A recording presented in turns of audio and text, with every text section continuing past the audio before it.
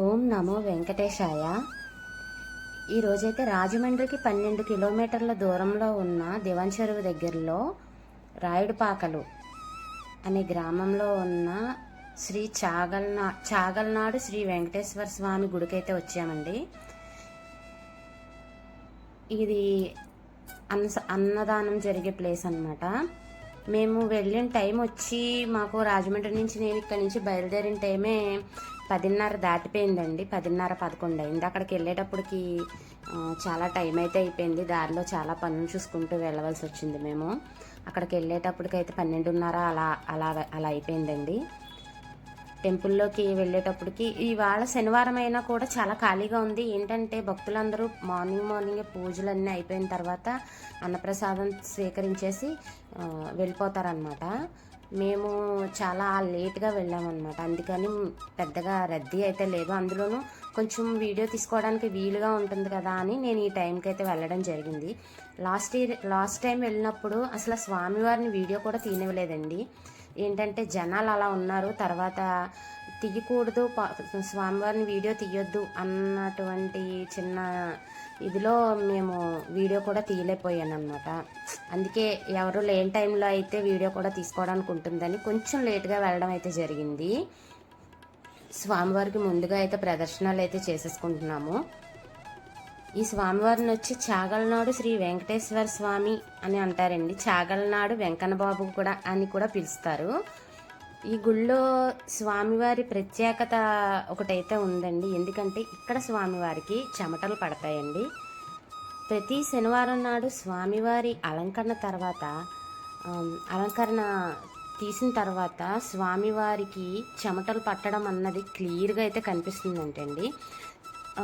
నార్మల్గా మనం టెంపుల్లోకి వెళ్ళి స్వామివారిని ఒక తీక్షణంగా అబ్జర్వ్ చేసినా కూడా చిరు చెమట అన్నది ఆయనకి కనిపిస్తుంది అన్నమాట.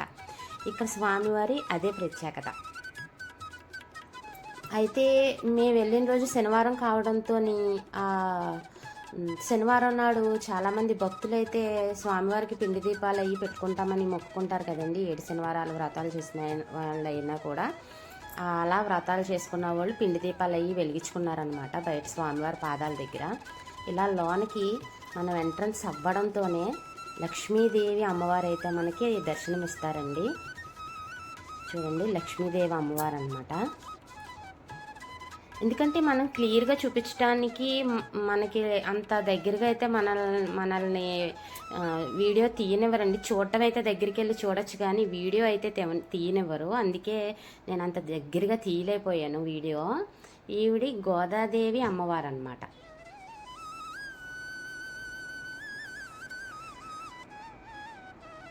ఇరువురి భార్యల నడుమ వెంకటేశ్వర స్వామి ఎక్కడైనా సరే ఉన్నదే కదండి.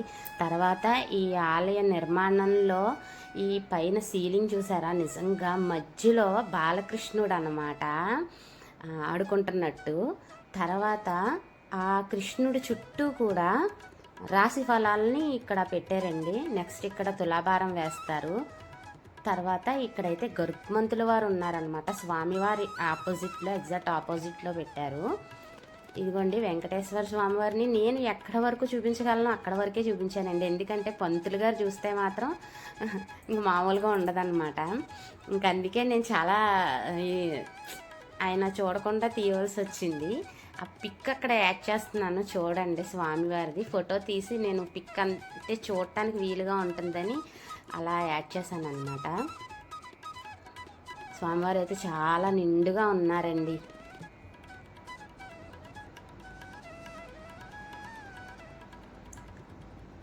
శనివారం నాడు ఇక్కడ తులాభారాలు అవి వేస్తారండి. తర్వాత ఇది వరకు అక్కడ హుండీ కూడా ఉండేది, ఇప్పుడైతే తీసేశారు.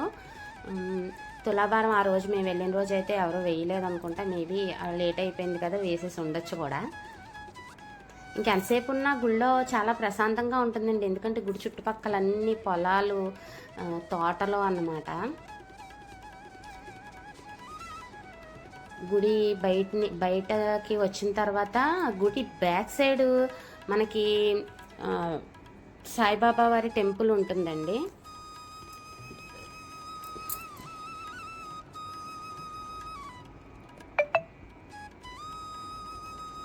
గుడి బ్యాక్ సైడ్ సాయిబాబా వారి టెంపుల్, తర్వాత చాలా పెద్దదైన సరే ఆంజనేయ స్వామి విగ్రహం కూడా ఉంటుందండి, అభయాంజనేయ స్వామి వారి విగ్రహం.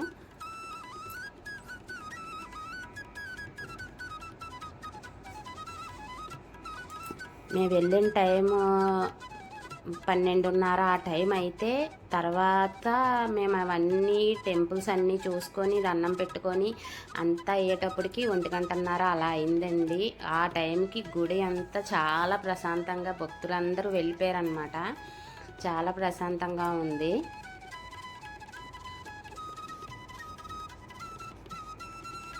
ఇలా గుడి బయటకు వచ్చిన తర్వాత ఇలా పక్క నుంచి చూస్తే అభయాంజనేయ స్వామి వారు అనమాట అండి.